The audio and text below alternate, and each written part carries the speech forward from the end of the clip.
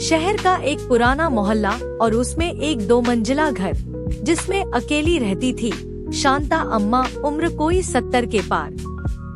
पड़ोस के लोग उन्हें सम्मान से देखते थे, पर उनके घर में अक्सर सन्नाटा पसरा रहता था। किसी ज़माने में वहाँ बच्चों की हंसी गूंजती थी। उनके बेटे विक्रम की, जो नौकरी के सिलसिले में विदेश चला गया था।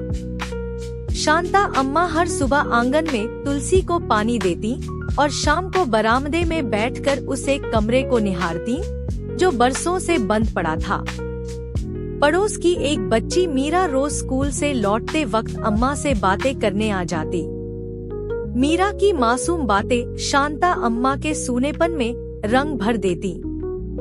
एक दिन मीरा ने पूछा, अम्मा, वो कमरा हमेशा बंद क्यों रहता है?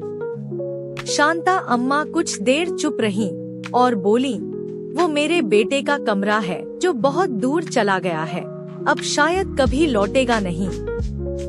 मीरा बोली, तो क्या मैं उस कमरे में खेल सकती हूँ? शांता अम्मा कुछ पल सोचती रही, फिर मुस्कुराकर चाबी थमा दी। मीरा उस कमरे को हर दिन थोड़ा थोड़ा साफ करती, दीवारों पर रंगीन चित्र लगाती, किताबें सजाती, और कुछ ही दिनों में वो बंद कमरा एक बार फिर जिंदा हो उठा।